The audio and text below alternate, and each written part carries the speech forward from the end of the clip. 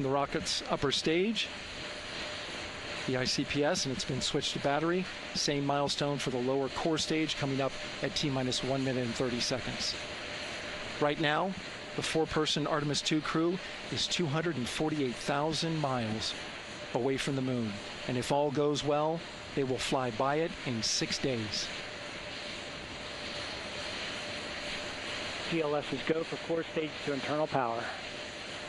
All right, there's the rocket's core stage, which houses 3 flight computers, is now on its own power. There's no more hold time because there's no more margin on these batteries. So we would have to recycle back to T-minus 10 to recharge if we had a hold.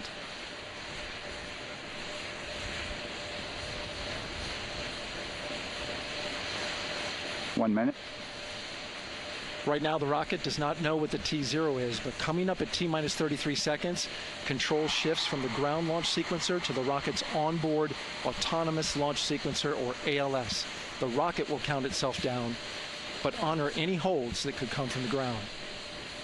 Now, shortly after liftoff, Houston will take control of the rocket, and my colleague Gary Jordan will take over commentary. GLS is go for ALS. Great call out. The rocket is on its own. 4 brave explorers ready to ride the most powerful rocket NASA has ever launched. Sound suppression water is flowing. 15. And here we go. 10, 9, 8, 7. RS-25 engines lit. 4, 3, 2, 1. Booster ignition. And liftoff. The crew of Artemis II now bound for the moon. Humanity's next great voyage begins. Good roll pitch. Roger, roll pitch. Houston now controlling the flight of Integrity on the Artemis II mission around the moon. Integrity, AMT high. AMT high. On time, passing 30 seconds into the flights. Integrity passes the alternate MECO. Target milestone. Mission Control Houston seeing good performance on the 4 main engines. Space Launch System core stage. Integrity, 3 miles in altitude. Traveling more than 1,200 miles per hour.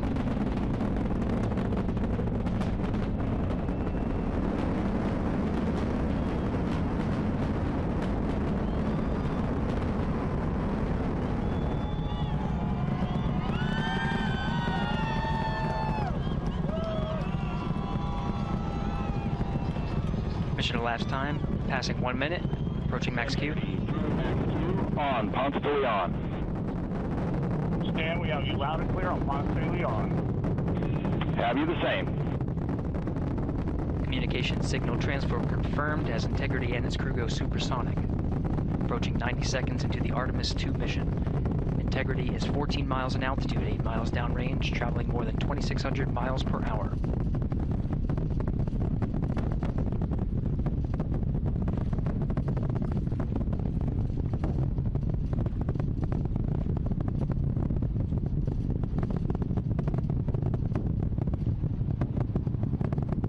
Minute 50 seconds of mission elapsed time, standing by for main engine throttle down to 85%, ahead of solid rocket booster separation, expected at the 2-minute 9-second mark. We see throttle down.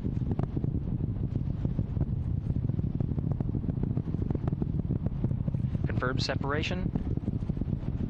Main engines throttling up, guidance converged.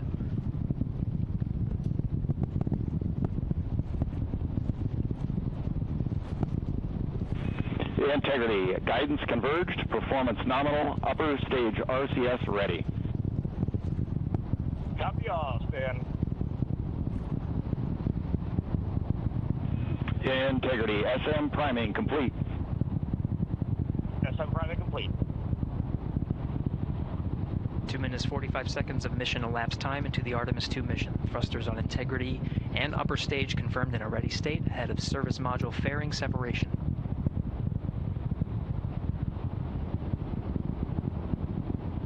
3 minutes into the flight. Integrity, 49 miles in altitude, 78 miles downrange, now passing 5,000 miles per hour.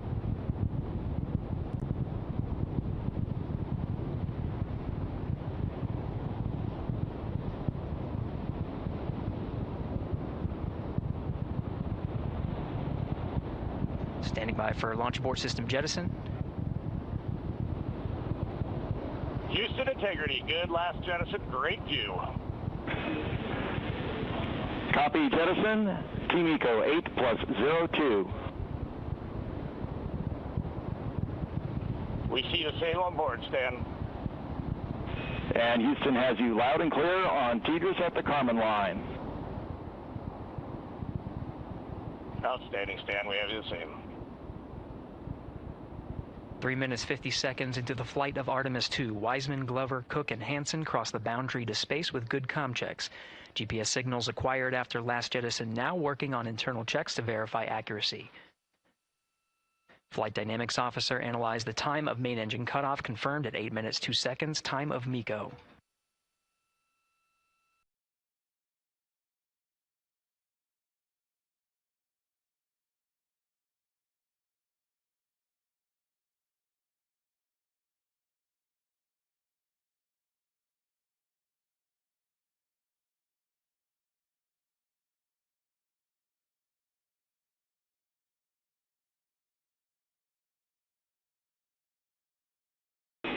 Integrity, GPS processing.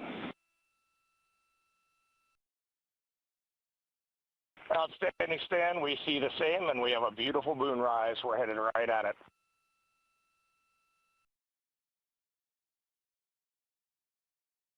Approaching 5 minutes into the flight, Commander Reed Wiseman confirms he has visuals of his destination. GPS guidance, navigation, and control software finishes internal checks and sends to navigation channels. Integrity, 3 engine press. 3 engine press. On time, now passing 5 minutes 20 seconds of mission elapsed time into the Artemis II mission. At this point, 3 good main engines are all that's needed to carry Integrity to a nominal main engine cutoff target. Though at this time, we're seeing 4 good engines here in Mission Control Houston. Integrity, 75 miles in altitude, 330 miles downrange, approaching 10,000 miles per hour.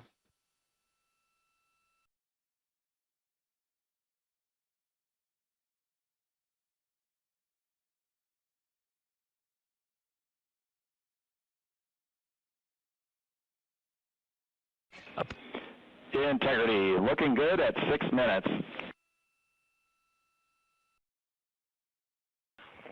Same on board, Stan. Good trajectory and engine performance. Booster officer will soon report the shutdown plan to Flight Director Judd Friedling, expected at the 7-minute mark. Integrity, 78 miles in altitude, 460 miles downrange. Integrity, expect nominal shutdown. Integrity copies, nominal shutdown.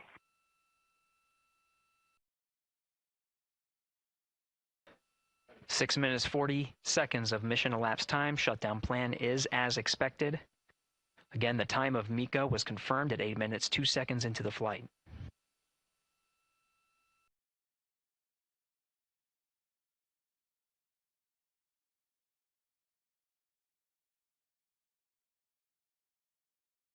Seven minutes of mission elapsed time. Throttling down as we approach the abort once around option. Milestone at the 7-minute 30-second mark. Now 84 miles in altitude, 650 miles downrange, traveling more than 15,000 miles per hour. Integrity, AOA open. AOA open. The window is now open for an abort once around option that would target splashdown in the Pacific Ocean. Still following nominal ascent at this time.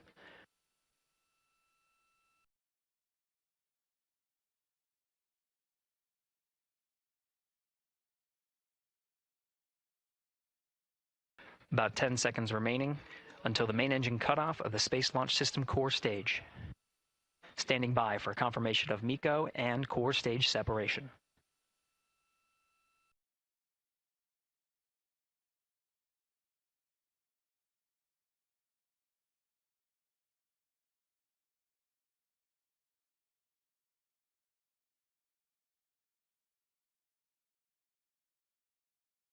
Integrity and nominal MECO, core stage separated.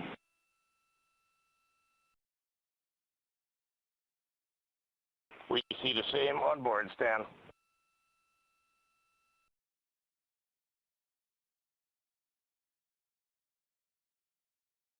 Eight minutes, 40 seconds into the flight, we have a nominal main engine cutoff heading in the right trajectory on the way to swing around the moon. Core stage has separated, done its job. The Space Launch System upper stage, the interim cryogenic propulsion stage, or ICPS, still attached to the Orion spacecraft.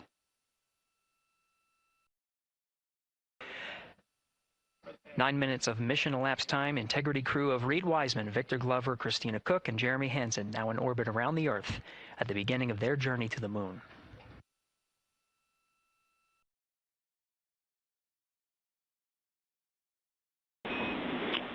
Integrity Houston, looking ahead to PRM numbers so far per the pad.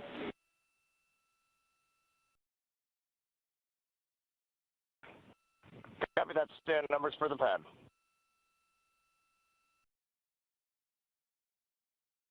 Capcom Stan Loves now reminding the crew that the perigee raise maneuver time of ignition is as expected prior to booster ignition. That time being 49 minutes, 50 seconds of mission elapsed time.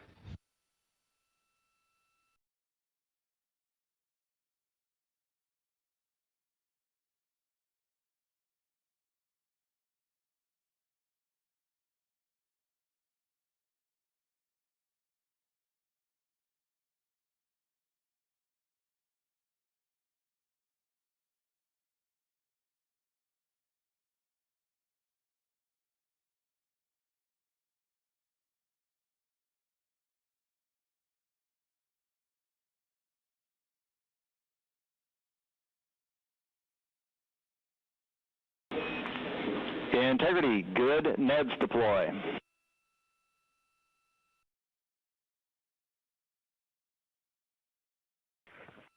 Copy that, Stan. Good, Neds.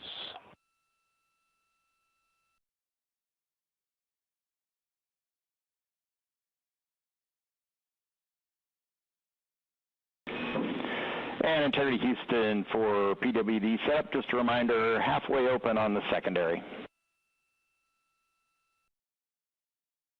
We copy that, Stan. Halfway open.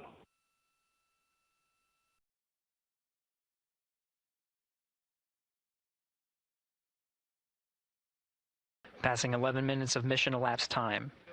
Here, overhearing the conversation between Capcom Stan Love and Commander Reed Wiseman, already passing some milestones. We have a good nozzle extension deployment system. That is confirmed. Complete. We also have the visors are confirmed up now past the dynamic phase of flight that is Ascent. Their launch and entry suits that provided them an extra layer of protection. Now not as needed. They're going to raise those visors. And later in today's mission, they will begin to egress or get out of the suits to begin some of their initial tasks of activating some of the systems aboard in the Integrity spacecraft. It's passing 12 minutes of mission elapsed time. Again, the perigee raise maneuver that's targeted near 50 minutes of mission elapsed time, 49 minutes, 50 seconds. That's what the crew is going to be working towards. The Commander Reed Wiseman, pilot Victor Glover will focus on preparing for that milestone. In the meantime, mission specialist Christina Cook and Jeremy Hansen will start some of the activation of environmental control life support systems. You may hear confirmation of their activation over the Orion to Earth communication network.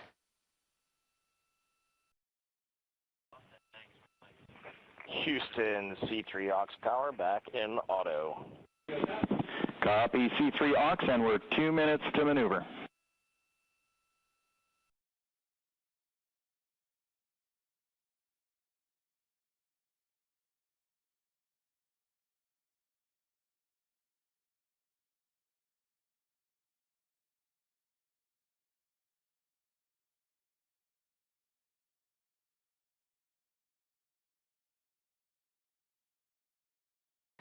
"13 minutes and 30 seconds of mission elapsed time. We're going to continue to follow the crew of the Artemis II mission.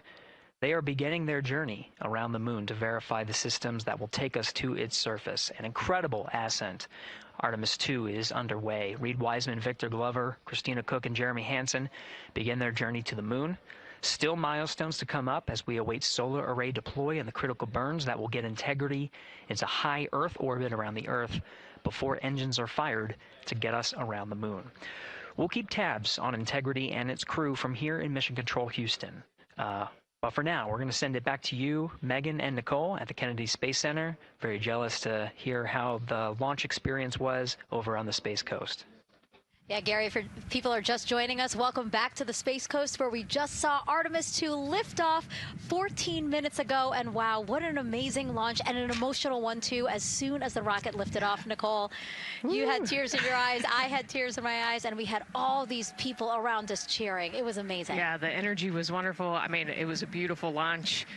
You know, we've got 4 friends and family members headed to the moon. It's pretty amazing. Yeah, how does that make you feel as someone who, you know, is an astronaut as well, but also, as you said, friends? Yeah, so proud of them. You know, man, we don't have the words in the English language to describe this kind of an event, and pride, love, so many emotions. You know, they are truly breaking some barriers, and hopefully, you know, as Gary just said, they've got a long day ahead of them, so wishing them well on everything. But so far, what a beautiful launch to watch. Yeah, to be returning to the lunar orbit in more than 50 years. Maybe they go farther from Earth than any other humans before them. Maybe they see parts of the moon that we've never seen before. I mean, what a great start to what could be all of these milestones that we break in just a 10-day mission. Yes, what a way to welcome in the Artemis generation.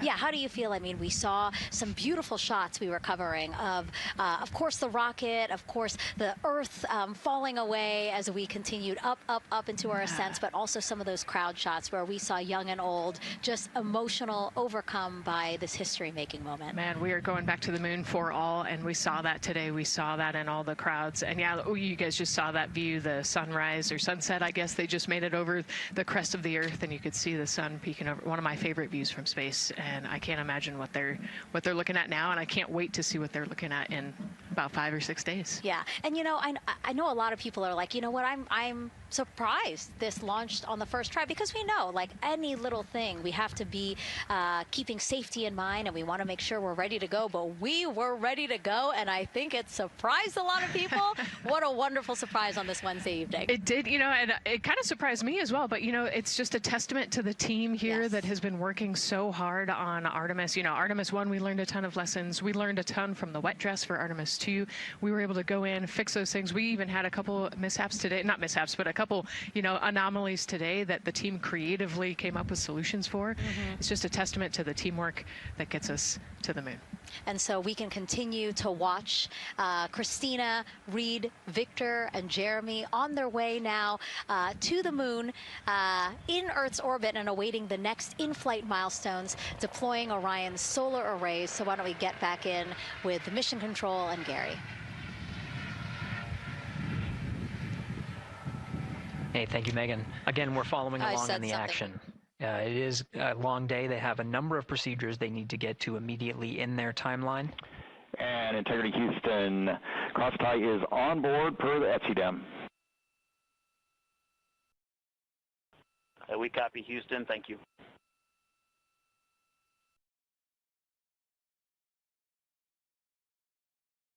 Cross-tie referring to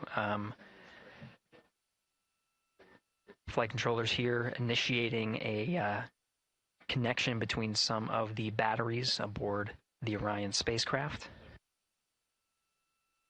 allowing for an even distribution of power. This is the flight control teams that took us through Ascent of the Artemis II mission today. Right now we're, as you see, passing 18 minutes of mission elapsed time. The Orion spacecraft integrity and the interim cryogenic propulsion system are maneuvering tail to sun. It is in this orientation, this attitude. Integrity anywhere until not momentary prop caution.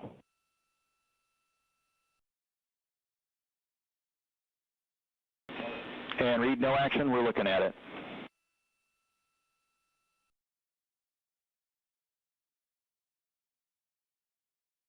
Commander Reed Wiseman verifying what is being routed to his displays aboard integrity. Propulsion engineer confirming that no action is needed at this time. They're pressing through with their nominal procedures to prepare for the perigee raise maneuver. And of course, the solar array wing deploy ahead of that. The solar wing deploy is a critical milestone. We'll continue to have our coverage follow the mission until that deployment. Successful launch is just the beginning. The deployment of the solar arrays and successful confirmation that those solar array wings are drawing power is a significant milestone, and says to the flight control teams that we will continue on today's mission. Power needs to be drawn to continue through some of the next milestones. Until then, the AOA open option that was called up upon ascent, the aboard once around, is the current option, and the board to orbit option ATO will be switched to a preferred mode at the time that the solar array wings are deployed and latched. It gives the flight control teams a little bit more flexibility.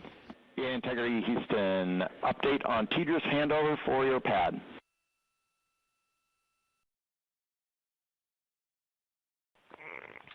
Give us just 1 minute.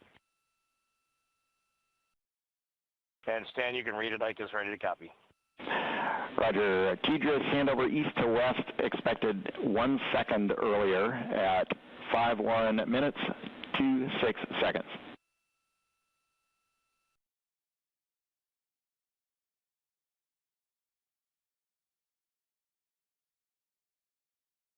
Hi, Stan. We copy 1 second earlier for 5126 TDRS east to west, and saws are starting to deploy. Thermal knives are firing.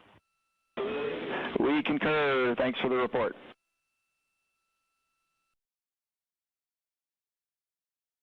Read back of the reports that you just heard on the Orion to Earth network.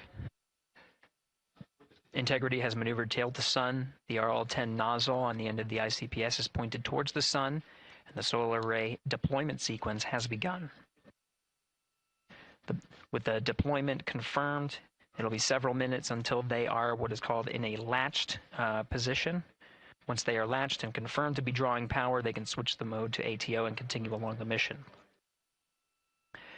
The teacher's handover at the pad, that message meant the crew was provided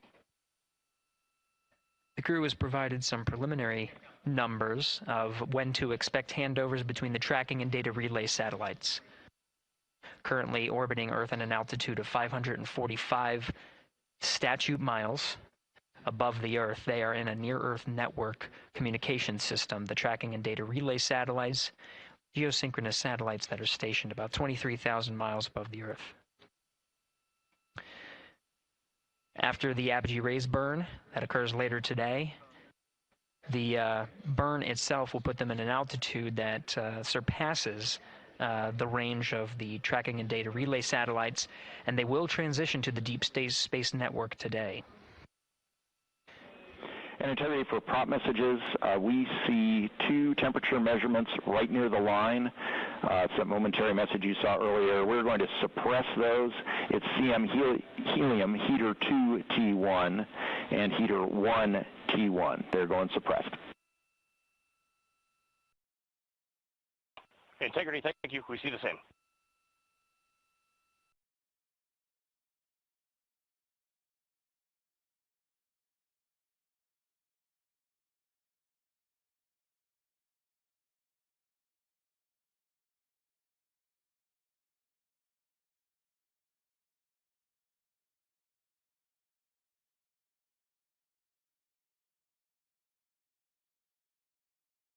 This is Mission Control Houston, passing 23 minutes of mission elapsed time into the Artemis II mission.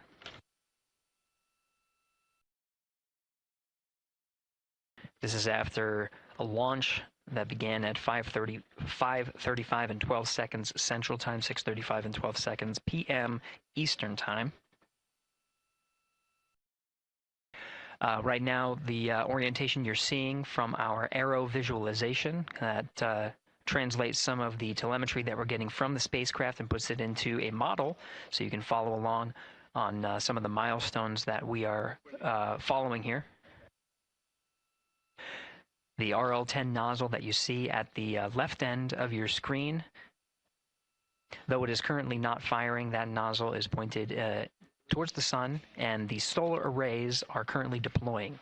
From this visualization, they look fully stowed in a position. Integrity, we are happy to report that Jeremy has the O2 sensors on.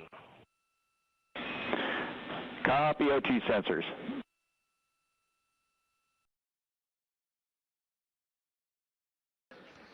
Again, Commander Reed Wiseman and pilot Victor Glover overseeing the deployment of the solar arrays. And we'll follow the attitude maneuver changes ahead of the first burn of the ICPS engine, the perigee raise maneuver. Integrity Houston, we see 4 saws deployed and latched, ready for ATO preferred. Yeah, we're almost there in the procedure stand, and we see the same thing. In Integrity Houston, we are seeing a 7-second miscompare between the MET on Orion and ICPS. We'd like you to read us the MET from your center status bar and for the ICPS on StackSum.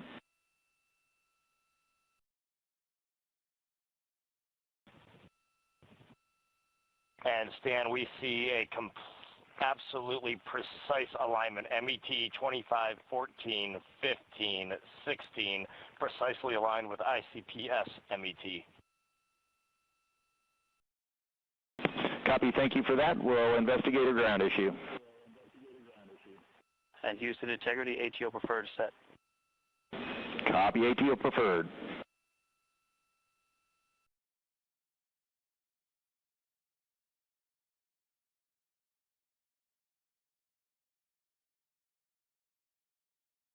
This is Mission Control Houston, 25 minutes, 45 seconds into the flight of Artemis II.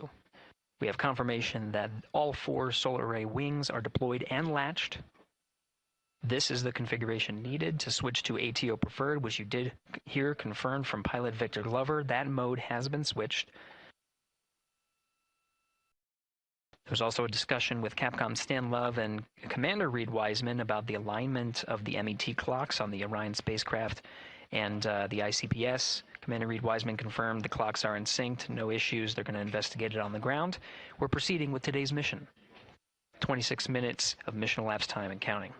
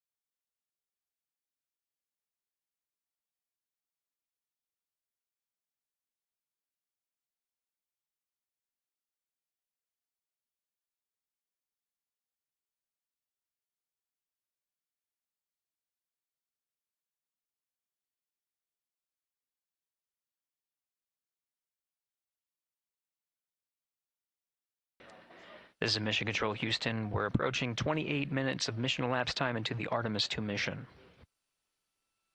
At this point, we've had a successful liftoff from the pad at 5:35 p.m. and 12 seconds p.m. Central Time, 6:35 and 12 seconds p.m. Eastern. We've had a good main engine cutoff, core stage separation, and a good trajectory to begin today's mission.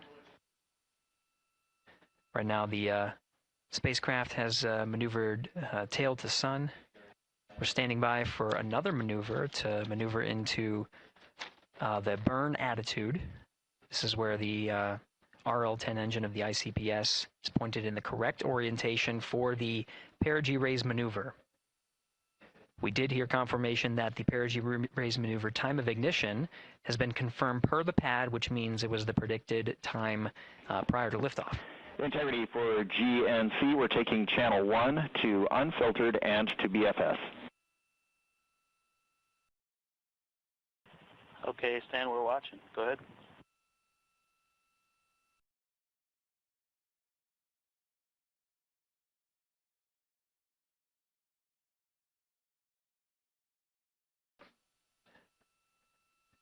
Capcom Stan Love reading up to the crew of Integrity. They will switch the navigation source from channel 1, standing by for confirmation that that switch has occurred. Pilot Victor Glover will receive confirmation when, and as at least watching to confirm that that switch has occurred. Again, the perigee raise maneuver that we're heading towards, not too long from now, we're actually inside 20 minutes at this time from the time of ignition of the perigee raise maneuver. We did have a successful deployment and launched of all 4 solar array wings. This is the configuration needed to commit to the perigee raise maneuver. Of course, flight controllers here in Mission Control Houston will continue to evaluate that everything is good before committing to that burn. The perigee raise maneuver does raise the perigee, the lowest point in the orbit, from 15 to 100 nautical miles. The 100 nautical mile mark is needed to continue in low Earth orbit and hit the target for the apogee raise burn. That will put them in a high Earth orbit for the remainder of the day and set them up for the right position to execute the translunar injection and head to the moon tomorrow. The burn duration of the perigee raise maneuver is 26 seconds. It's a relatively short burn, but it does raise the perigee and do the job to get into the correct position before firing that main engine on the ICPS. The pad had a teacher's handover. This is the tracking and data relay satellites. East to west, they are geosynchronous satellites that are positioned around the globe. And as Orion makes its way around the Earth right now, above the west coast of Africa, at an altitude of about 923 statute miles, and counting.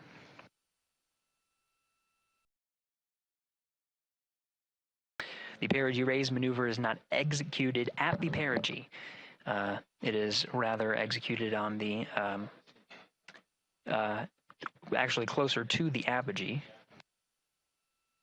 But what it does is it raises the perigee on the other end of the orbit to 100 nautical miles.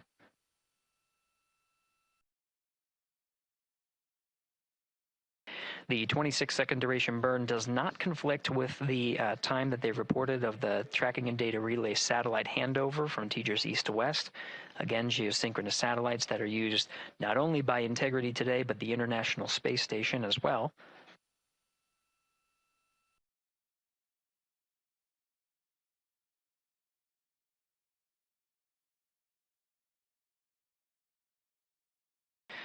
That time of handover is 51 minutes, 26 seconds. Plenty of margin before the perigee raise maneuver cutoff happens, and the trajectory is analyzed to see whether it was a good burn. A good burn means that the burn was performed as expected and sets the trajectory on course for that 100 nautical mile perigee target mark.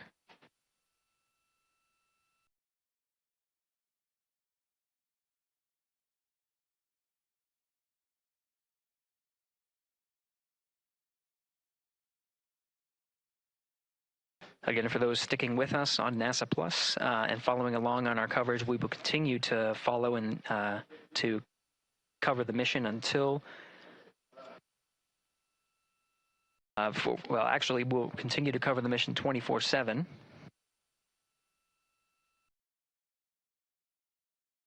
But we'll wrap up our coverage here shortly.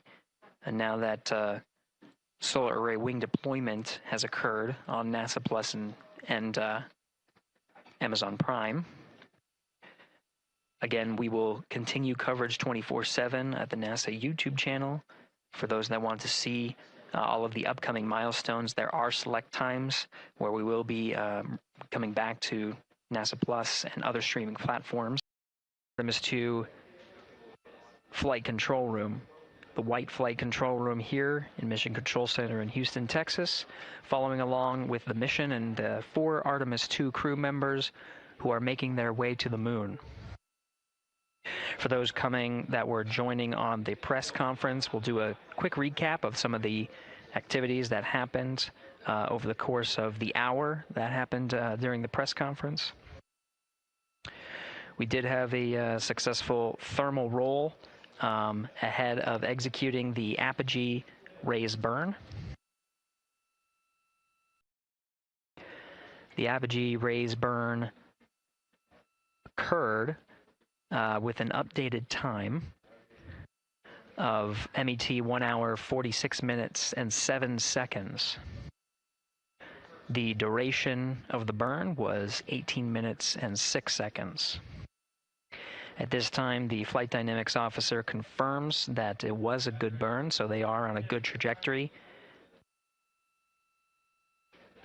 for staying in high Earth orbit for the remainder of this flight day and into next. The high Earth orbit puts them into a 43,730 by 0 statute mile orbit, which orbits the Earth approximately once a day. It's a 23.5-hour orbit. Checking.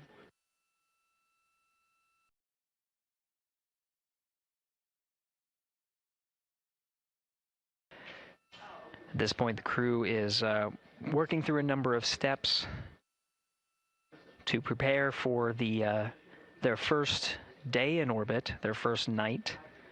They have a number of activities coming up, including the proximity operations demonstration, where Integrity will separate from the second stage.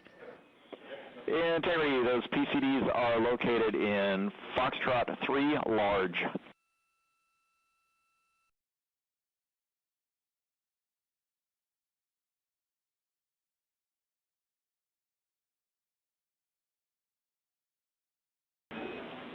Integrity, good. String 1, helium clearing. Integrity copies. And stand in the docking camera checkout, step 9. Would you like me to go ahead and configure for our pod at this time? Checking.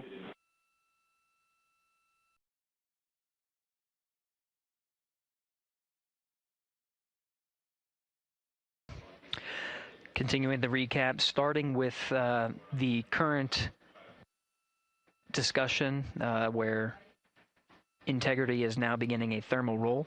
And Integrity for docking cam, yes, please configure for our pod. Copy.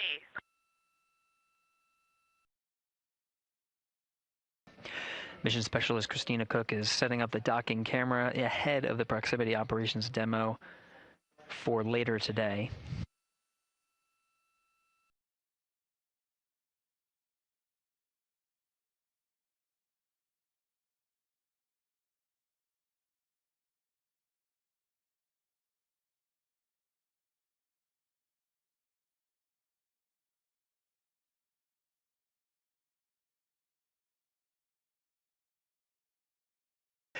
Right now, the crew is in the middle of executing a thermal roll.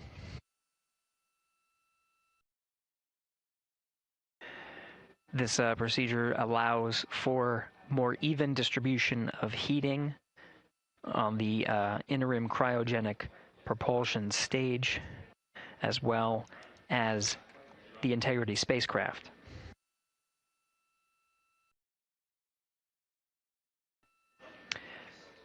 NASA astronaut Christina Cook is also working through troubleshooting steps of the waste management system that's aboard the Integrity spacecraft.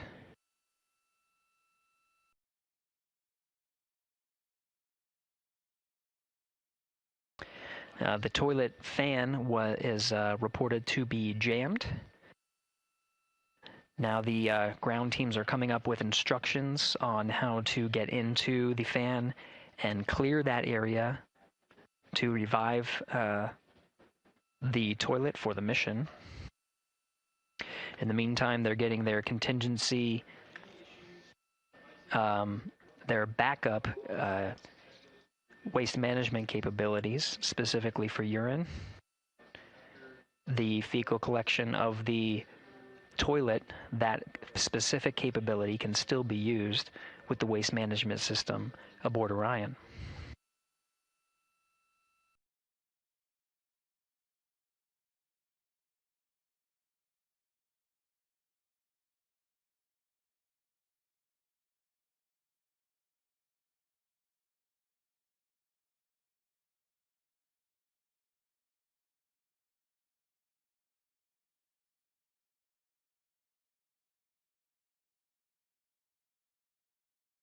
At this time here in the Artemis II flight control room, we're beginning the first handover of the mission. The Ascent teams, led by Flight Director Judd Freeling, are handing over to the Orbit 1 shift. You can see Flight Director Jeff Radigan to the left of Freeling. Right now, he is the one conducting the handover with his team, getting a read on all of the activities they have upcoming for the rest of the day. Namely, the one in the near term is a proximity operations demonstration.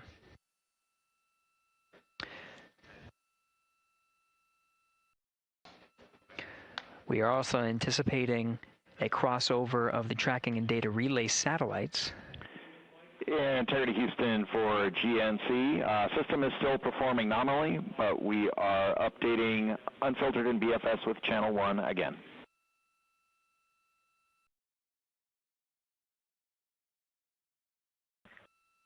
Integrity copies.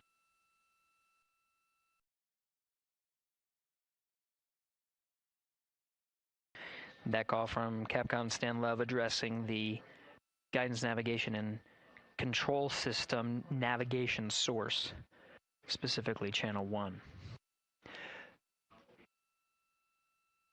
Now, as part of handover to Flight Director Jeff Radigan to begin the Orbit 1 shift on Flight Day 1, they're preparing for the proximity operations demonstration.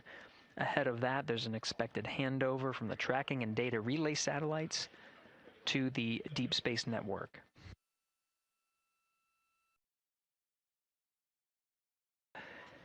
The successful execution of the apogee raise burn puts the crew in the high Earth orbit, which will take Integrity and its crew far from Earth, with the apogee being upwards of more than 43,000 miles.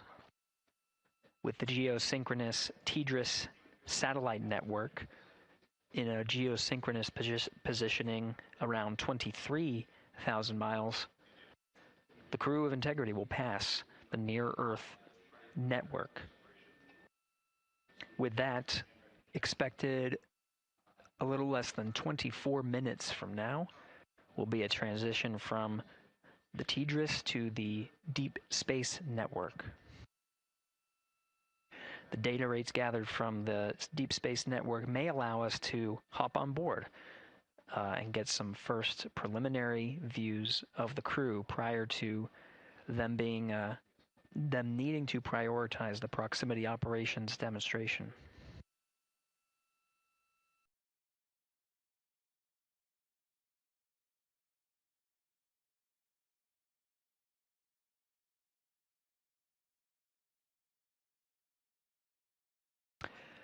We'll take a pause here and listen for some Orion to Earth communications as the team goes through their handover procedures, so we can listen in on the next steps for the Orbit 1 team.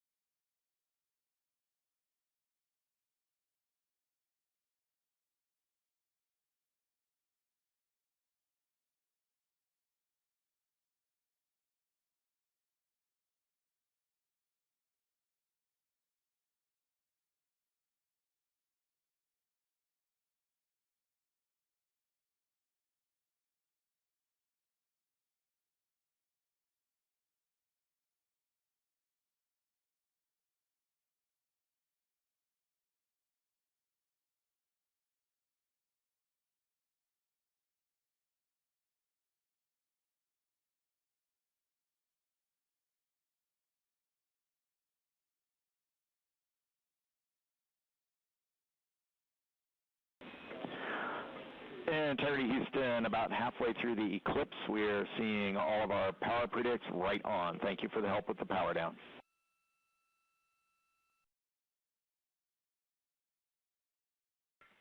Integrity copies.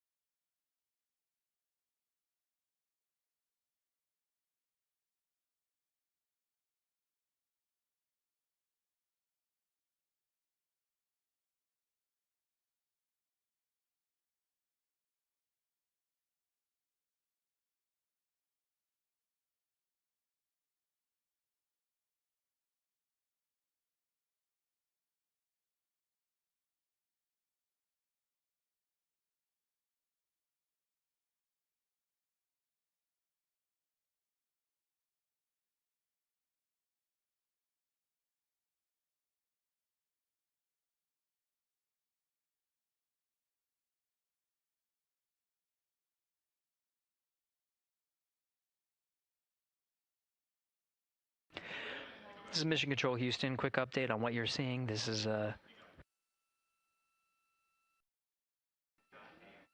this display is brought up onto the front screen by the control officer here in Mission Control Houston. It's called the Ascent PFD and is available at the first phases of flight. It includes toggled settings between tanking, the Ascent phase on the core stage, and now the ICPS phase. As you can note from the display here, we're in a post-apogee raise burn coast. Right now the attitude for integrity is... Integrity Houston, 1 minute to string 2 helium clearing. Also, your PCL Rev 1 HEO deorbit burn plan is on board. That's in slot 2. The name is HEO D/O Rev 1. Copy helium clearing, and we see the burn plan. Thanks. Outstanding.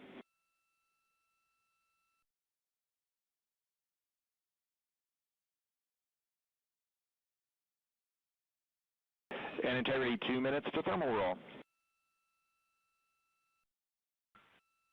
Copy.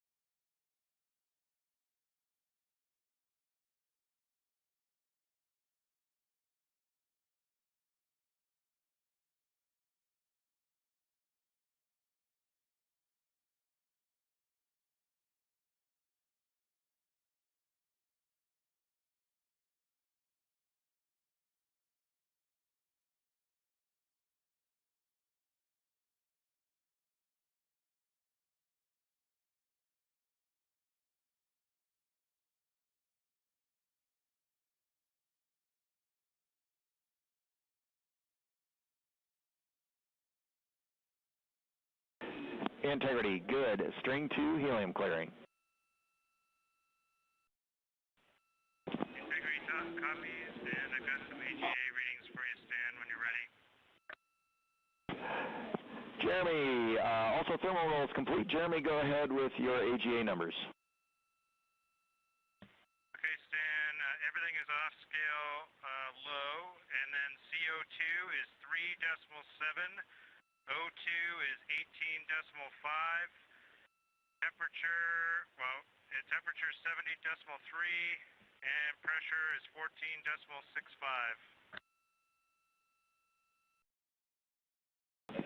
14.65. We copy all those numbers. Thank you.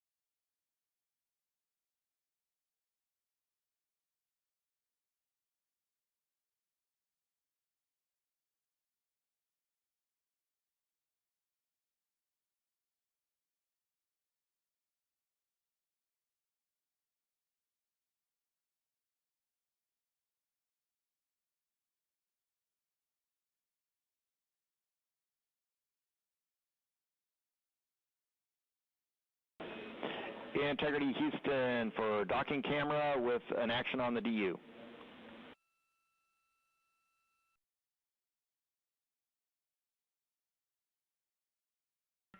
Go. For the docking cam, we see exposure set to 1 instead of 3. We think that'll be too dark. You can set that back to 3 on rpod.doccam, HTL4. Copy. Thank you.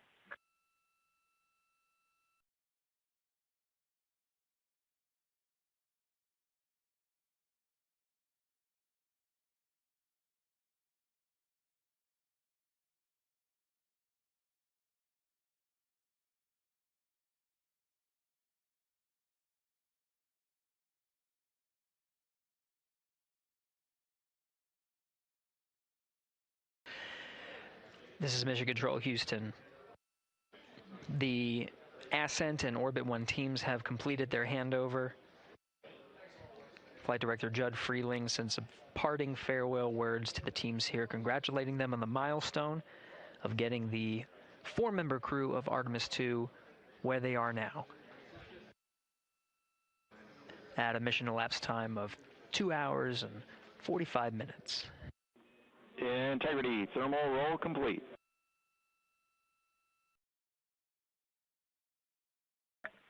Integrity copies.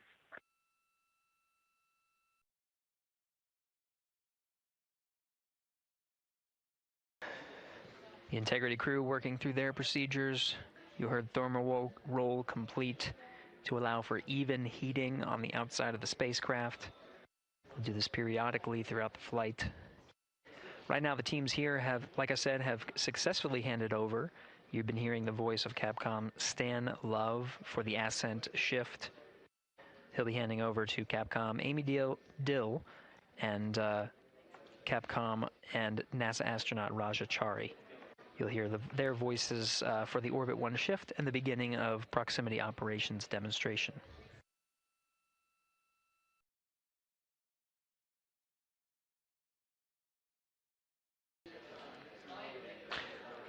From here, Mission Control Houston, that will conclude the Ascent shift. We'll hand over here at the PAO console to your Orbit 1 commentator, Leah Cheshire Mustachio.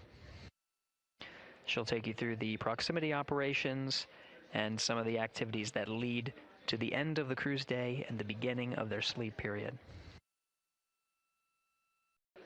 That's it for the Ascent team. This is Mission Control Houston. Stand by as we allow a few minutes to reconfigure the PAO console and provide 24/7 commentary. Integrity Houston, com check on Peltor. Houston Integrity, com check on Peltor. Hello, Christina. You're coming in louder. How me? Amy, great to hear your voice. I have you the same. Good to hear that our Peltor is a little louder than the mic stub. We copy.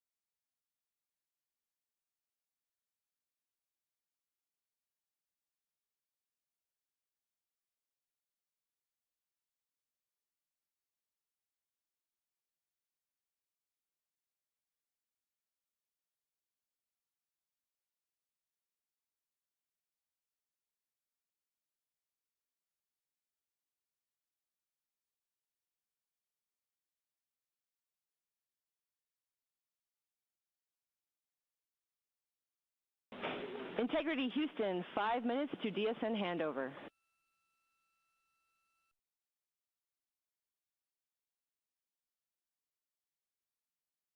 Integrity.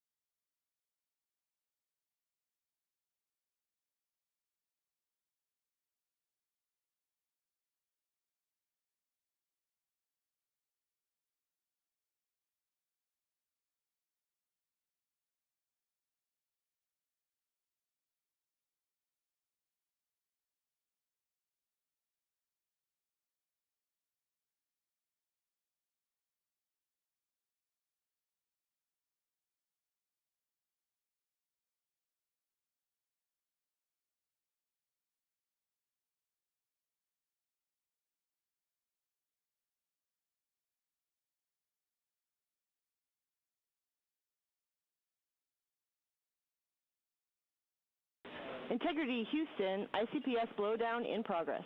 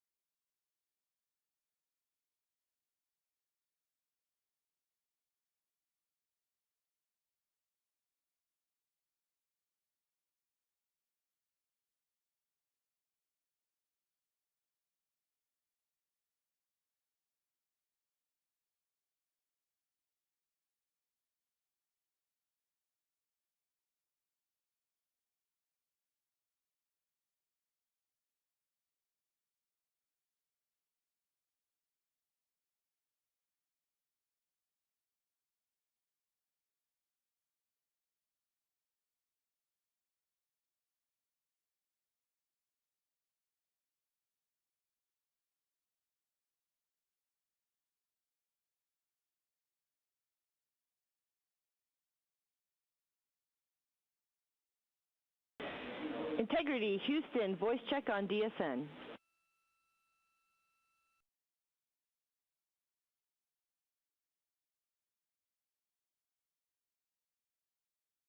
Houston, Integrity has you loud and clear on DSN.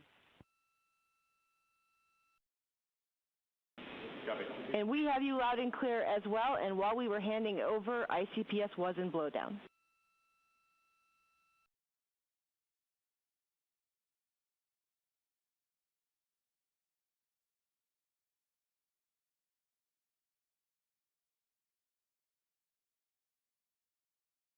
Copy all, and we have 2 GNC cautions on the board for right RHC. Let us know if you see them.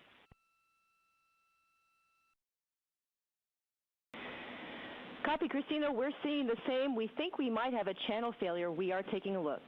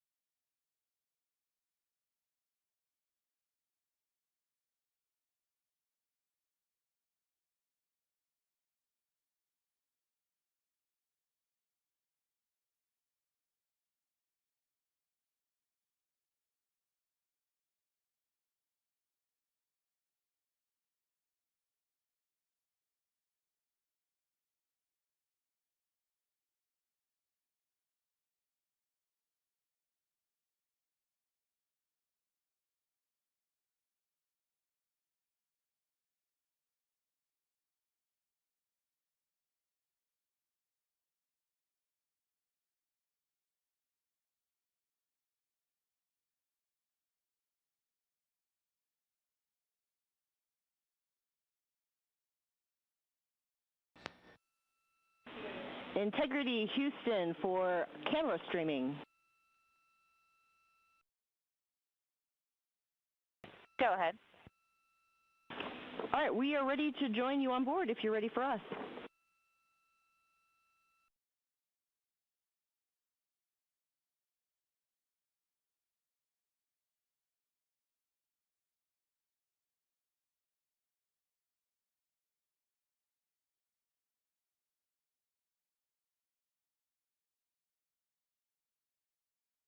Houston, we are ready for you to come on board. Copy. We'll let you know when we join you.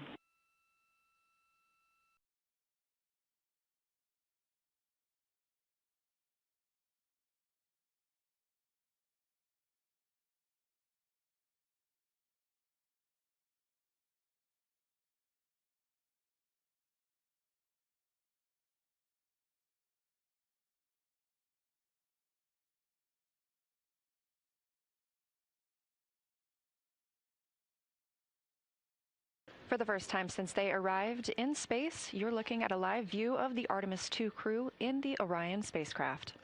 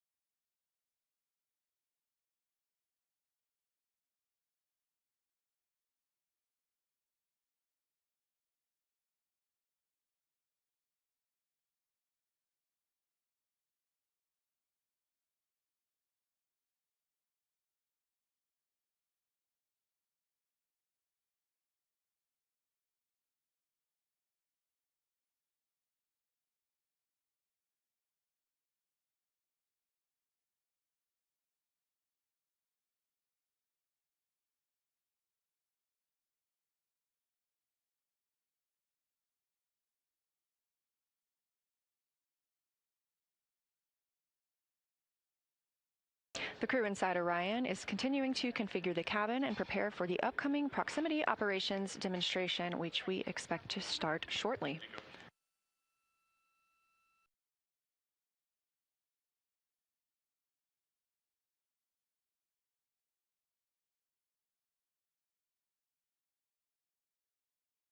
And as you can see, it's pretty dim in the cabin right now. The lights are dimmed as the vehicle is in an eclipse.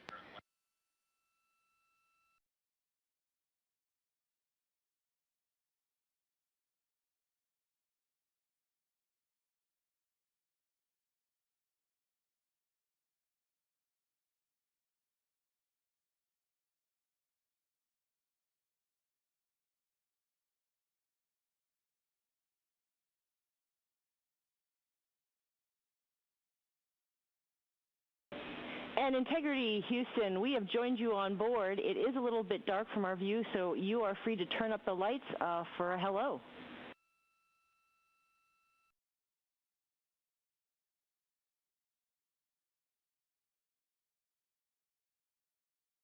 right, Houston, I just want a quick comm check. Can you hear this transmission? Loud and clear, Reed. All right, Amy, welcome on board the Integrity spacecraft. We got, right now, myself and Christina are in seats 1 and 2, getting ready for rendezvous and proxops demonstration. Victor's just finishing up getting out of suits and getting suit drying going, and Jeremy is hard at work in cabin configuration. It was an amazing ride uphill. The views, we've got 2 moon rises that we've had so far, and the views of planet Earth. We've circled it completely, and we forgot how beautiful it is to look down on Earth. Wonderful, Reed. It's spectacular to see you all, and so far so good with the day.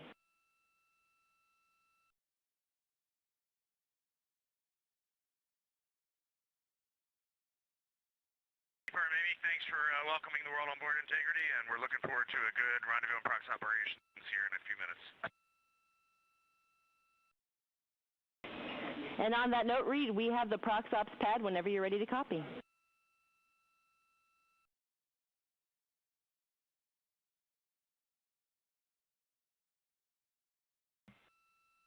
If you can give us about 2 minutes, we'll be ready to copy. Standing by.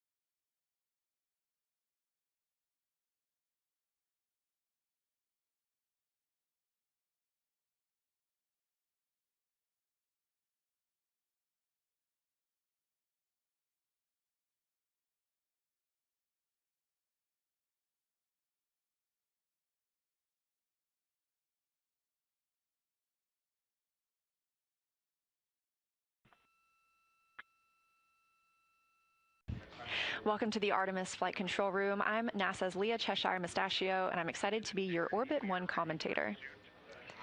We're hearing some comms from the crew as they are preparing for their proximity operations demonstration.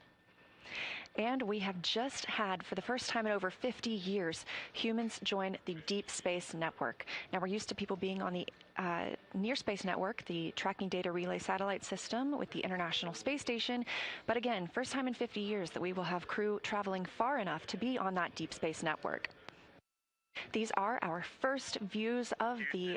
Integrity, we are ready for ProxOps pad. Integrity, all times MET. ICPS maneuver to SEP, attitude. 3 hours, 18 minutes, 34 seconds. ICPS SEP, 3 hours, 22 minutes, 24 seconds. ICPS thermal turn, 4 hours, 03 minutes, 34 seconds. Depart no later than 4 hours, 30 minutes, 37 seconds. USS-2 TIG, 4 hours, 50 minutes, 07 seconds. Mandatory burn. ICPS disposal burn, 5 hours, 00 minutes, 11 seconds. How copy?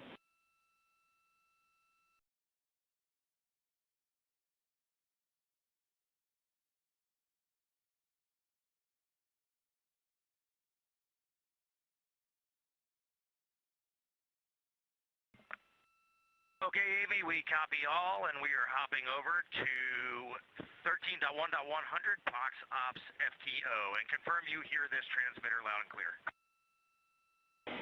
Confirmed loud and clear.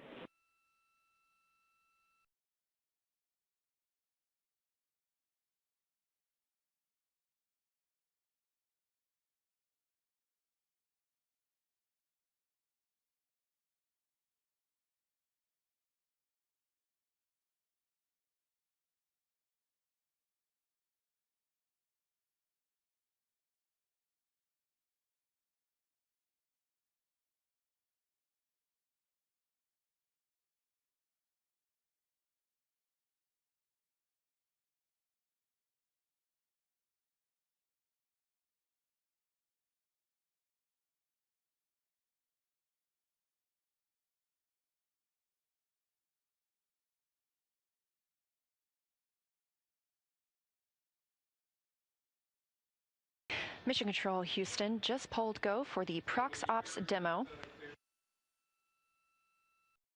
And the crew aboard Orion is starting to get into the configuration for that demo. Another live view here in Artemis Mission Control. So with proximity operations coming up, first we will look for separation from the interim cryogenic propulsion stage. That is the stage that propelled us in the perigee raise maneuver and the apogee raise burn. Amy, we have 20.8.101 post-BFS engage actions open on step 2.1, but we are taking no actions in that procedure. Moving on. Copy, and I have a story on the right RHC when you're ready to hear it.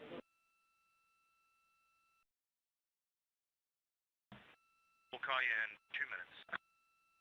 Standing by.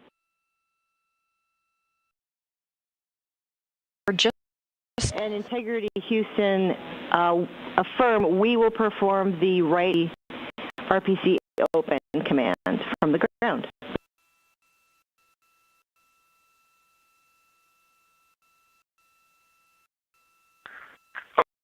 Okay, Amy, thank you very much. That helps. That's Capcom Amy Dill down near the bottom of your screen, and to her right, NASA astronaut Raja Chari communicating with commander of this mission.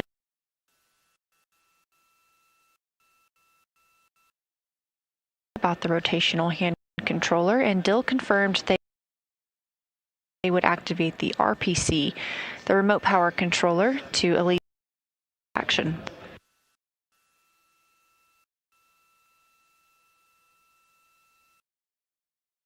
As I was discussing, the crew is the Deep Space Network just before their proximity operations demonstration earlier tonight. They became the first crew in over 50 years to use the deep space. Famously have people in low Earth orbit aboard the International Space Station, and they use a tracking data relay satellite system.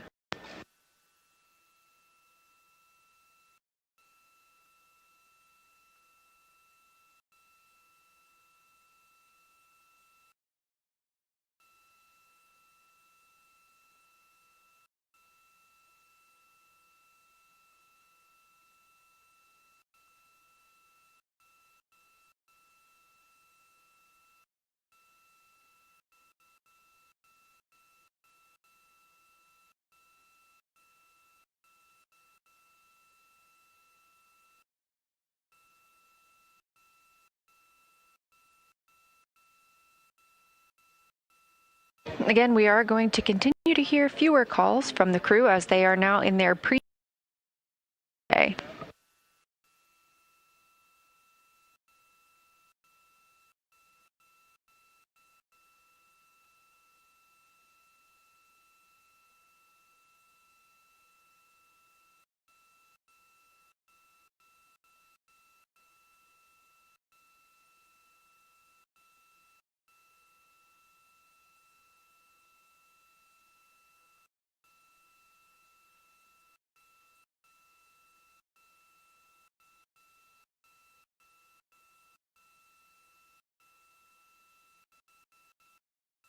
During pre-sleep, the crew gets ready to go to bed for the night.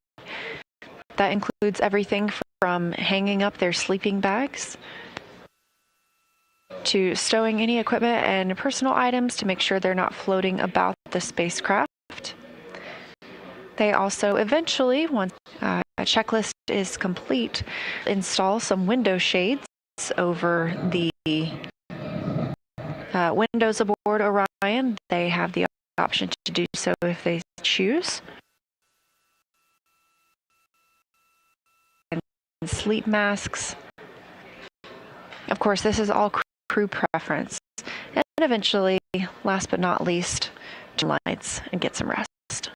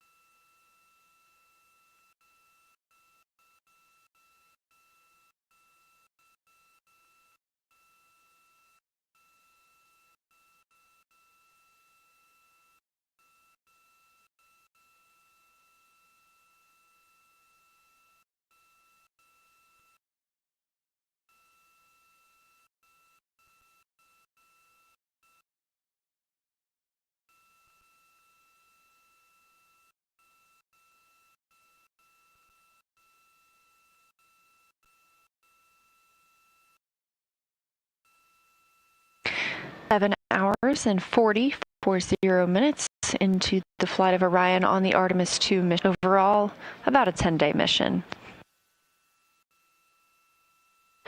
The crew is winding down their day. It's been a long day for them. They woke up about 8 hours prior to launch, so they're on almost a day at this point, being that it takes quite a while to get suited up and ready for.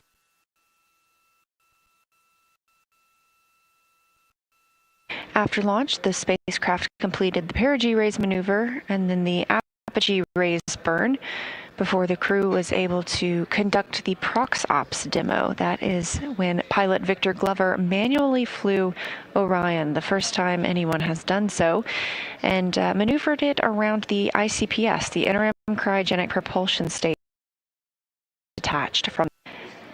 That demonstration was all to help us prepare for future missions in which Orion and descend to the lunar. Following the ProxOps demonstration, Orion completed the burn, giving it distance between Orion and the interim cryogenic propulsion stage. The interim cryogenic propulsion stage itself has disposal burn. Since then, out the cabin stowing their suits that they wore into orbit. In the cabin for the rest of the mission. And they also conducted their privacies, speaking with teams here on the ground about how they were feeling after their launch day. They are now in their pre-sleep portion of the day. They're going before the apogee raise burn, or I'm sorry, the perigee raise burn at 12:55 MET. So about 6:30 a.m. Houston time, just a little bit before that. That perigee raise will lift the lowest point of Orion's orbit around the Earth. We are in a high Earth orbit, now over 35,000 miles from Earth.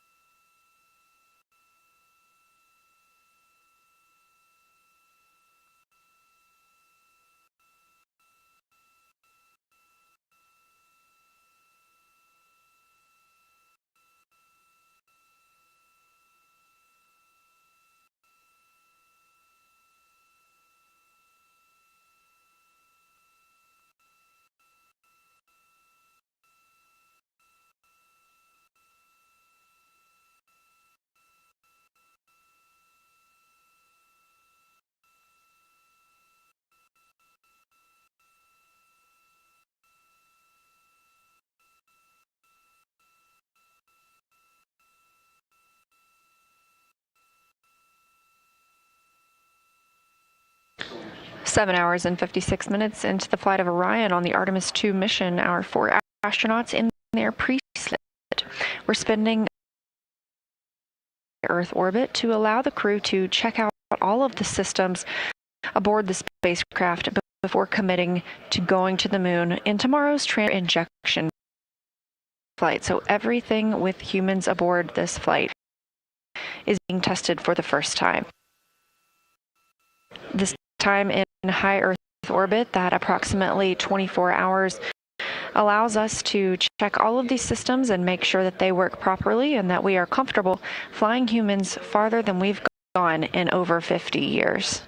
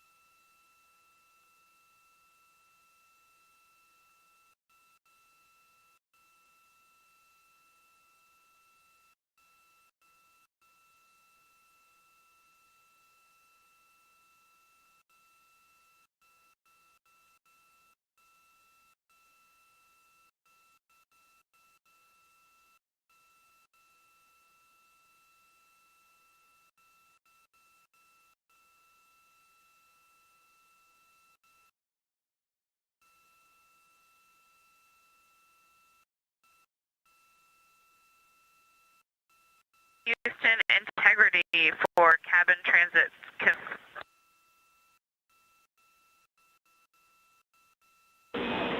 Houston's with you.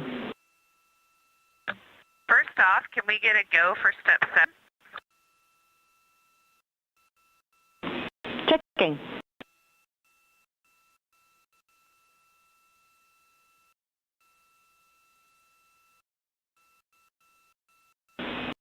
What is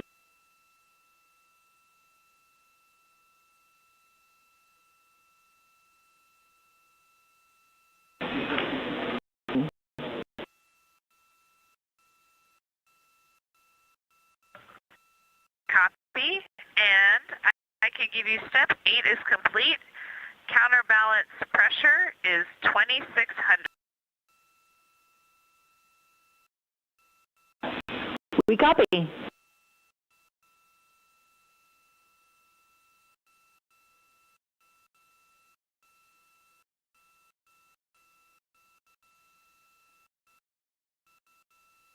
NASA astronaut Christina Cook calling down to teams here in Artemis Flight Control at Johnson Space Center in Houston, Texas. While they're in their pre-sleep period, making sure everything is set up properly before they get some sleep for tonight. On the bottom right of your screen, you see Capcom Amy Dill down toward the left, and up toward the top of that screen is Flight Director Jeff Radigan.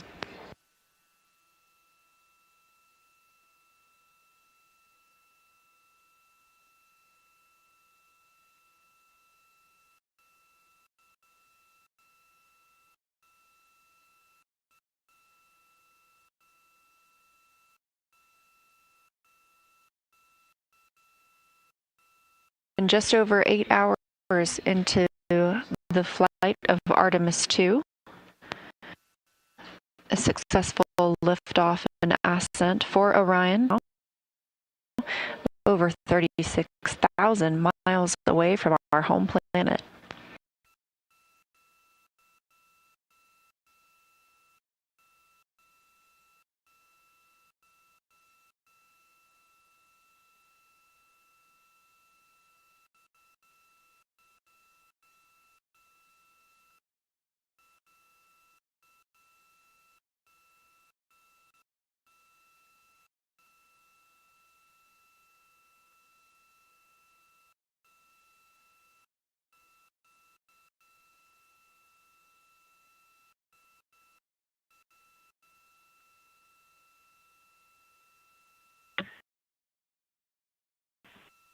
Houston, integrity and cabin config 7 are complete.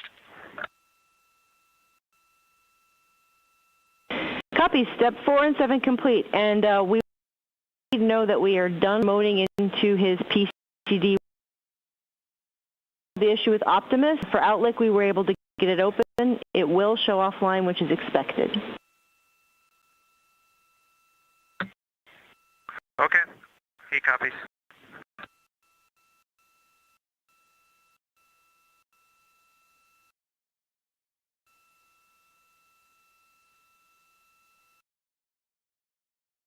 To the issue Commander Reed Wiseman was experiencing earlier with his device, or portable computer device, I should say, which is how he accesses the internet during the flight. One of those things being Optimus, or the timeline for the crew that they use email, and the teams here on the ground have worked to properly configure that device for his use.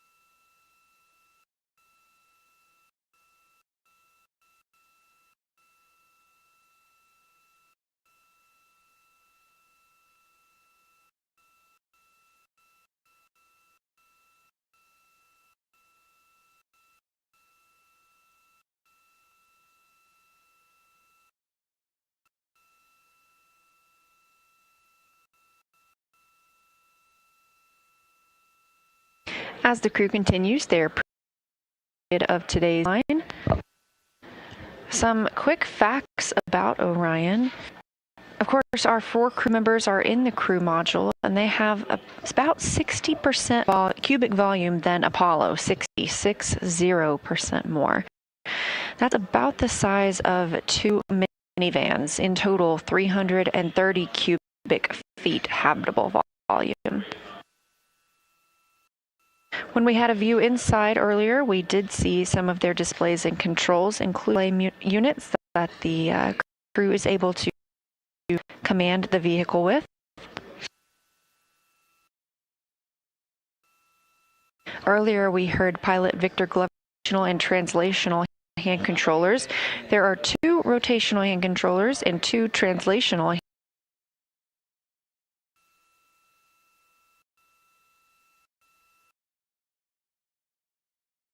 is exercising. This will be the first time that they exercise in Orion, and one of the devices they will be using is called the flywheel. This is a compact and power-free system that allows daily aerobic and resistive workouts aboard. The flywheel supports exercises like rowing, squats, and deadlift to adjust the resistance levels as needed.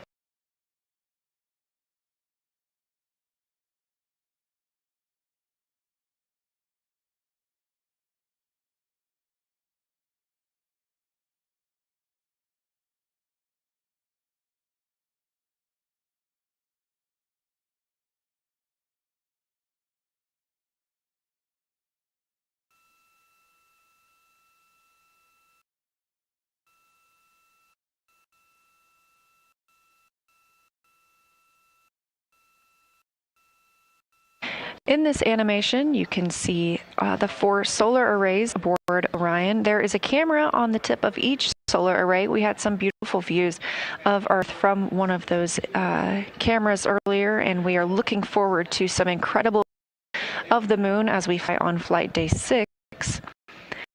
Each of those solar arrays has 3 panels on it, and each of those panels is about by 6.5 feet. So the length of each array nearly totaled 23 feet. Each of those arrays to power 2 3-bedroom homes.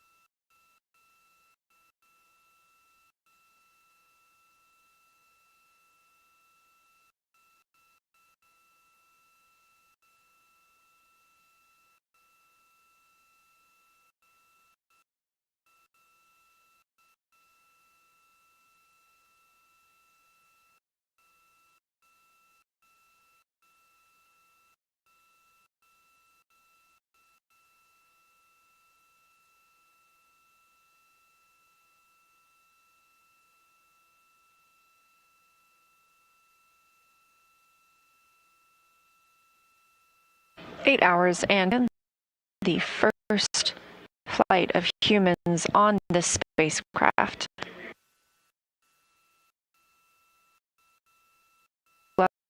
Christina Cook and Jeremy Hansen lifted off today atop the Space Launch System rocket from Kennedy Space Center in Florida.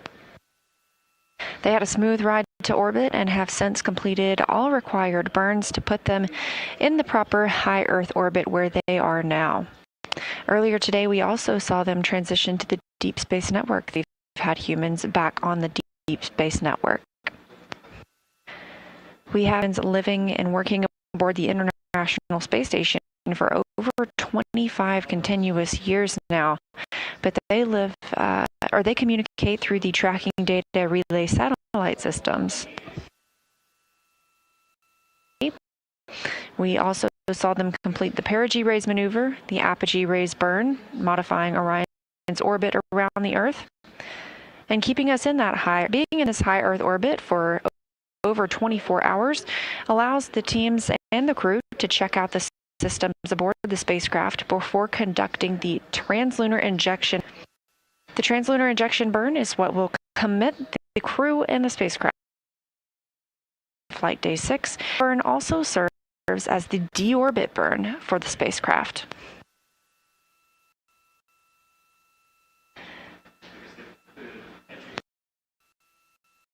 The ability to use the translunar injection burn as the deorbit burn is because of a free return trajectory where we're harnessing the moon back home. Conducted the proximity operations demonstration, manually flying Orion in relation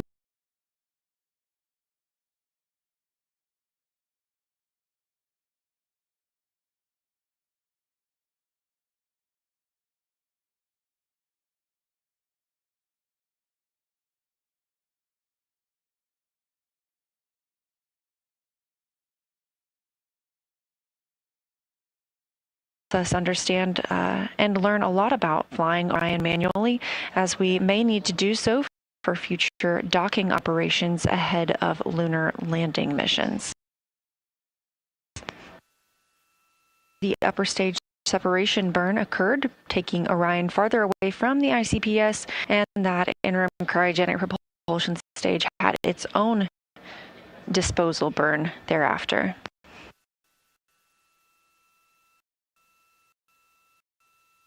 Since that time, their cabin configured, getting ready for bed. They had their private medical conference in which they were able to speak with teams on Earth about how they were feeling. They are now in their pre-sleep period and are configuring the spacecraft by hanging up their sleeping bags. They also have the options over the windows in Orion to make sure other light comes in, and we will get them some sleep. Their sleep interrupted by the perigee raise burn of sleep here to start, and then wake up for those perigee raise burn operations. Perigee burn means we are lifting the lowest point of Orion's orbit around the Earth, and after that's complete, the crew will go back to sleep for about another 4 hours before they wake up and start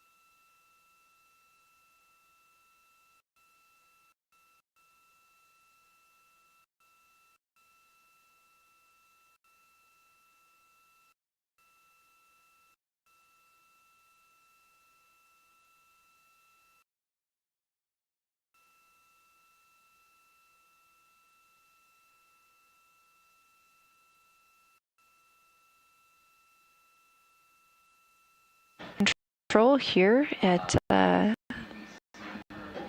Johnson Space Center in Houston, Texas. We are in the White Flight Control Room, just International Space Station Flight Control. And this is the Orbit 1 shift.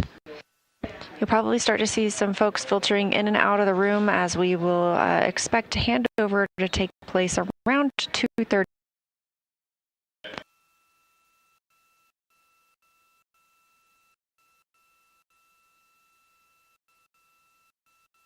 Just the crew for 24/7 all throughout the mission. We will also be live during that time. You can find us as you're watching us right now on YouTube on NASA's account.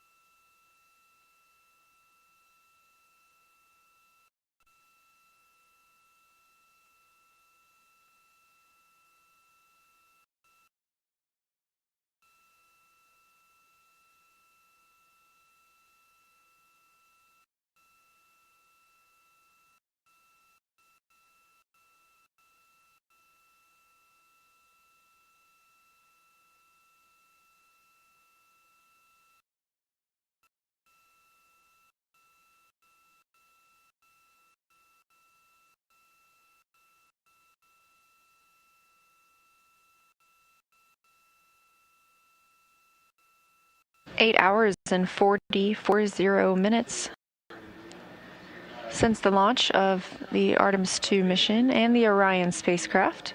This view from Mission Control Houston, and specifically the Artemis Flight Control Room here at Johnson Space Center in Houston, Texas.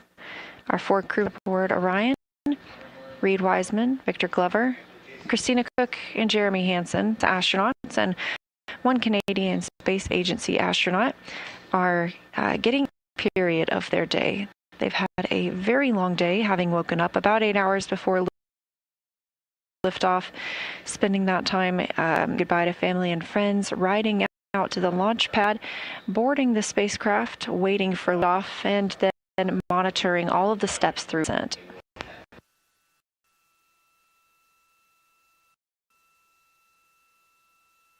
The crew is in a high Earth orbit right now, and the next major milestone for them will come in the middle of their sleep period. They will wake up in about 4 hours for the perigee. That is to lift the lowest point on Earth, a high Earth orbit right now. Once the perigee raise burn is complete, they'll get the chance to go back to sleep for a little while.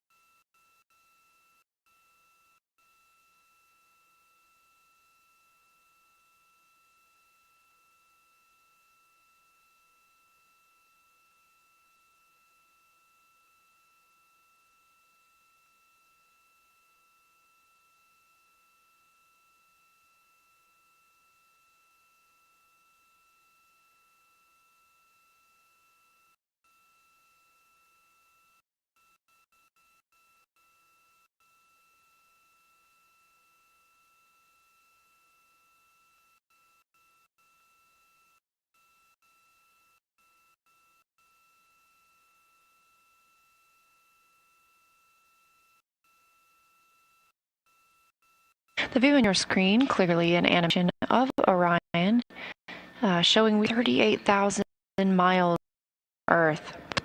The crew is in their actually they've moved into their sleep period.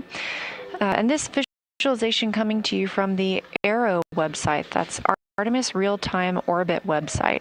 You are able to access this on computer or cellular device if you so choose.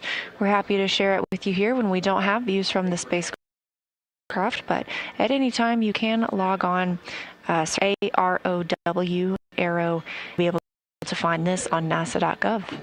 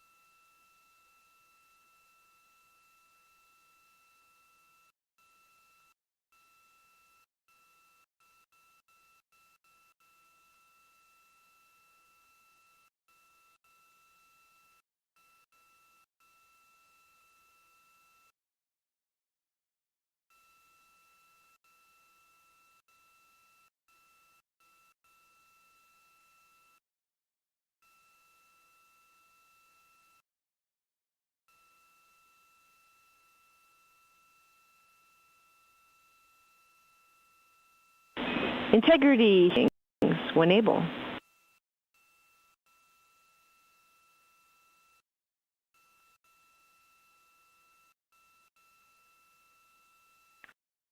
Go ahead. Period. I know you guys are finishing up cabin config. When you can, we will take A readings.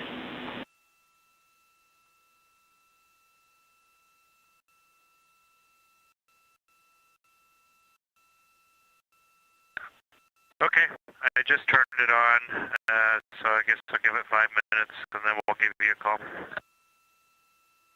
Thanks, Jeremy.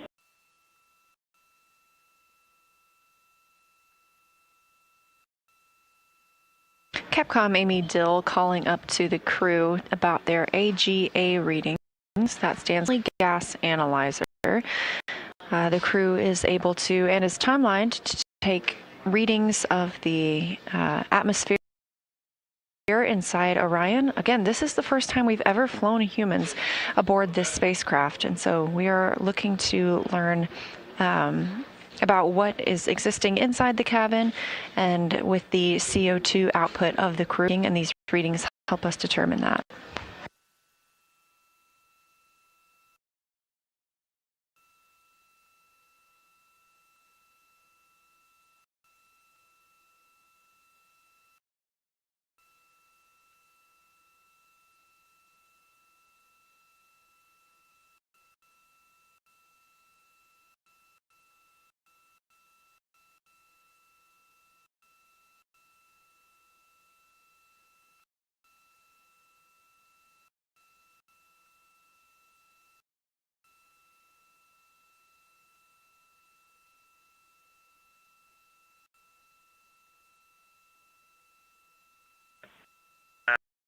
We'll just sync up with you on where we got to on cabin transit config, and then we'll pick up the rest.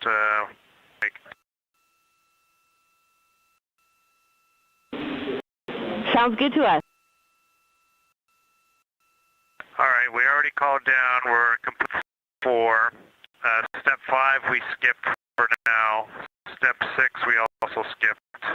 We're complete.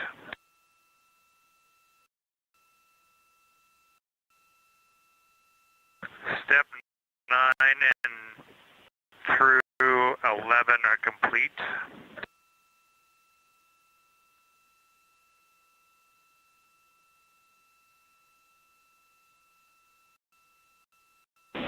We copy all so far.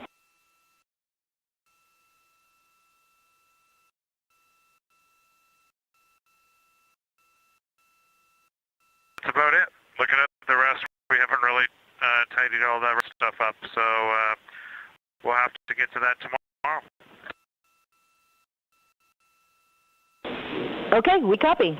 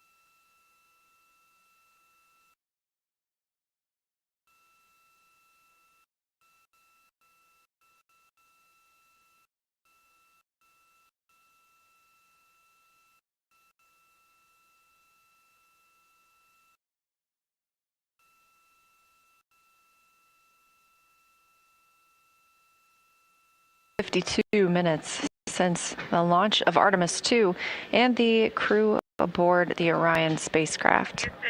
A couple sync questions. First one, because today has been a little bit jumbled, are we safe to assume that any toilet not per Optimus, you were thinking about calling you to see if we can use it for the next like 20 minutes or sleep, and instead wanted to check that assumption?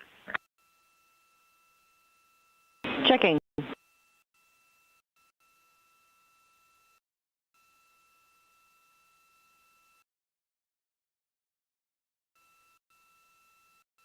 NASA Christina Cook calling down to make sure that they are able to toilet. There are times during the mission when they are asked not to do so.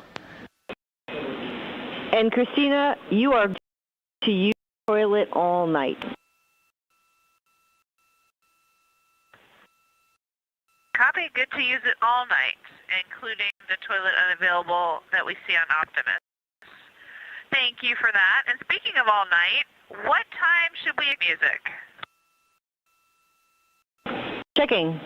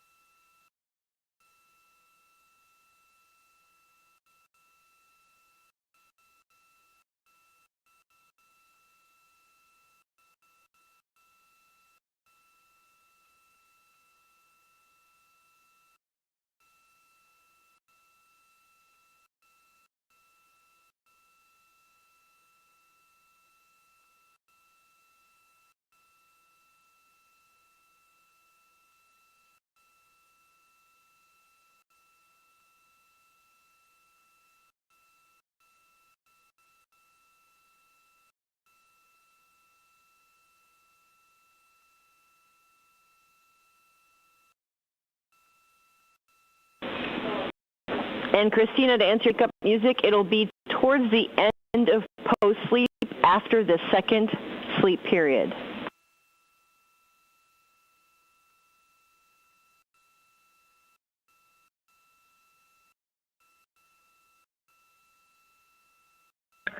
Oh, we thought we provided enough songs for even waking after the nap, but no worries. We will set our own alarm. Thank you.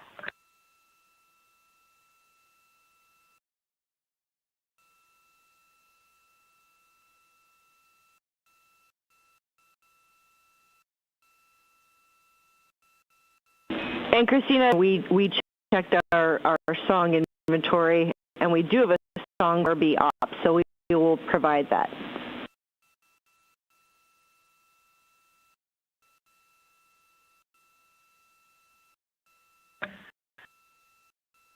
Okay, great. And may we request that around 12:30 MET?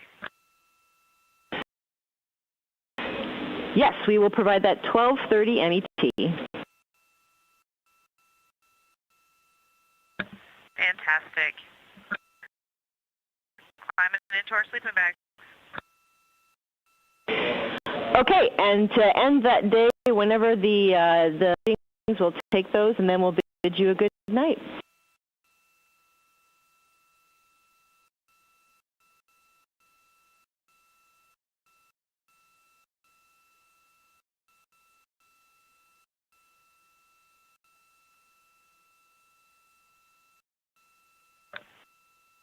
Hey, Amy, I can give you those now. CO2 or O2 8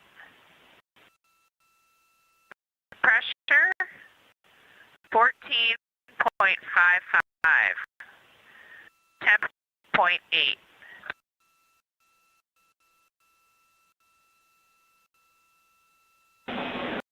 We copy all, Christina, and day with you all, and we look forward to working with you tomorrow. You as well. Take care, guys.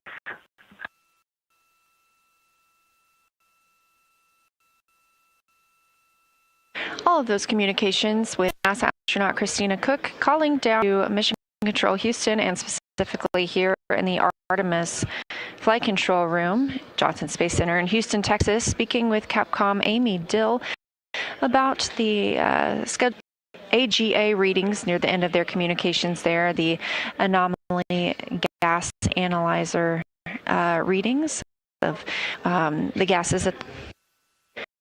Also discussing when their wake-up song will be, hear that just before the perigee rays burn. Again, they're settling into their sleep period right now for just a few hours. That'll be interrupted by that perigee rays burn and the operations that they'll need to conduct to monitor that for about 4 more hours.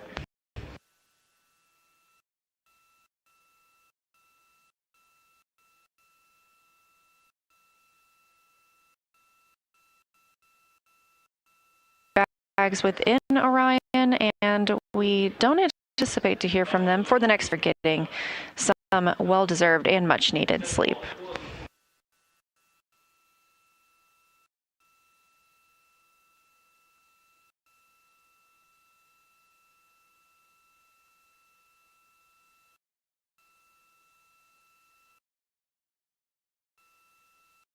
And Amy, as we prepare for sleep, we might have a few more questions. Do we need PCD3 wired, or can we leave it wireless? Checking.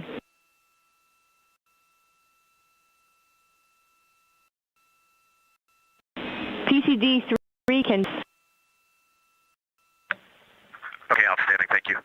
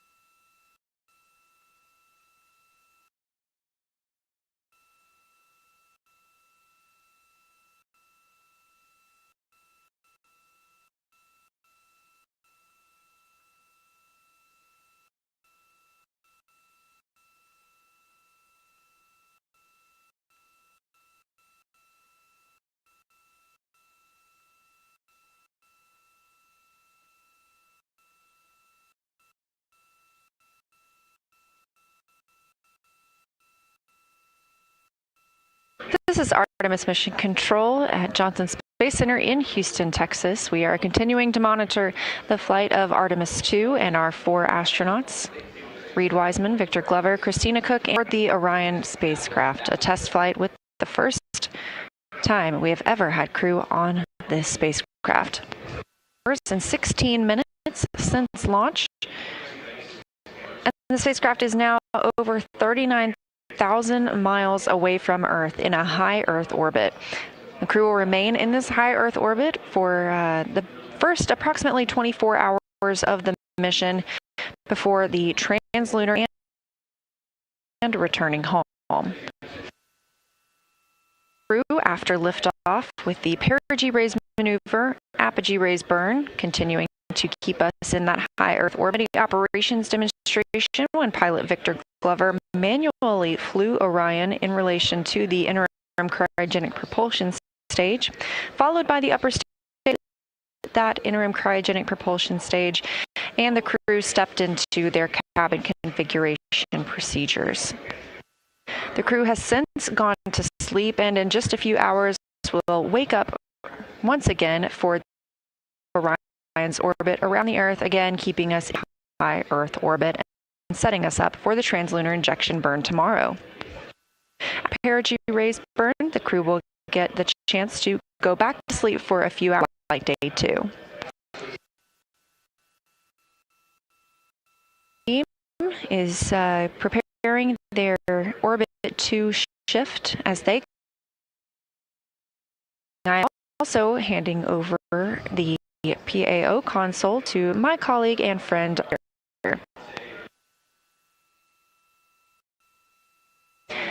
Our live coverage continues on NASA's YouTube 24/7 through spacecraft recovery, and we have got a lot of exciting things to come, so I hope you will continue tuning in. And thanks for joining us so far.